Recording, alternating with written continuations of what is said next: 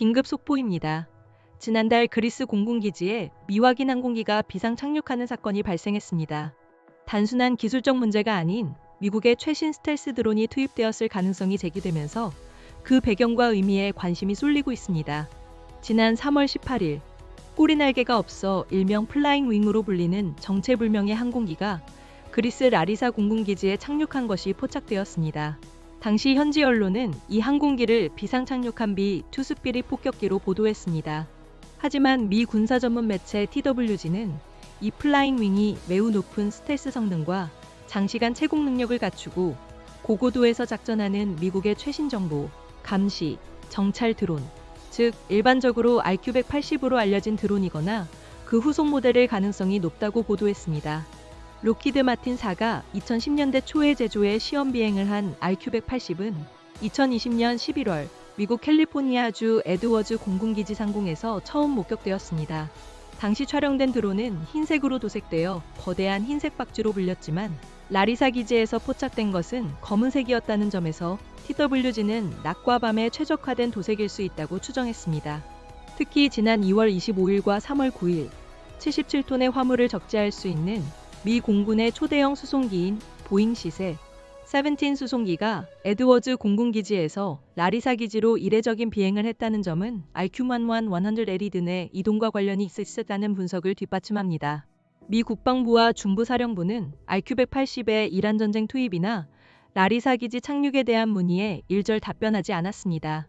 그러나 TWG는 RQ-180이 냉전 말기 소련의 핵미사일을 감시하기 위해 설계된 쿼츠 드론에서 파생되었다는 점을 고려하면 현재 이란 전쟁에서 높은 수요를 가지고 있음을 시사한다고 분석했습니다. 미국의 장대한 분노작전에서 최우선 순위는 이란의 이동식 발사대 탐색과 파괴이며 미국과 이스라엘은 이란의 미사일 및 드론 발사 능력을 상당 부분 약화시켰지만 완전히 제거하지는 못한 상태입니다. 이란은 지하 미사일 기지를 신속하게 복구하고 있으며 트럭처럼 보이는 이동식 발사대에 막대한 투자를 하고 있습니다. 쿼츠 드론은 소련의 이동식 핵미사일을 추적하기 위해 개발되었습니다. 위성은 순간 포착만 가능했고 SR-71 블랙버드 정찰기도 지속적인 감시에 한계가 있었기 때문에 장시간 은밀한 감시가 가능한 스텔스 드론의 개념이 탄생한 것입니다. 록히드 마틴 4가 RQ-100L 이전에 제작한 RQ-170 센티넬 스텔스 드론은 2011년 이란에 격추된 바 있습니다. 이란은 이 드론을 해체해 자체 드론을 생산하기 시작했고 러시아와 중국도 이를 분석했습니다.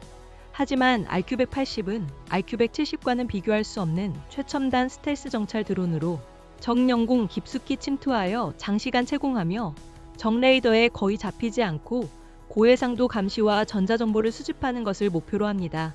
이는 중국의 핵무기고 확장과 수천 개의 이동식 탄도미사일 발사대 보유, 강력한 방공 레이더망 구축 등에 대비한 것입니다.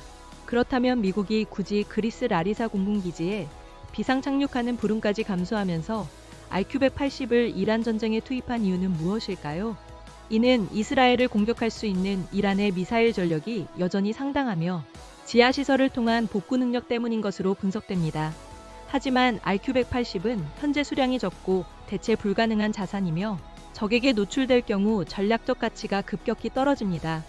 구체적인 성능은 물론 공식 사진조차 공개되지 않은 이 드론을 이란전에 투입한 것은 미 군사 전문가들은 불가피하게 미래 중국과의 전쟁에서 가장 중요한 눈 역할을 할 최상위 전략적 자산을 이란전에 투입하는 선택을 한 것으로 보고 있습니다.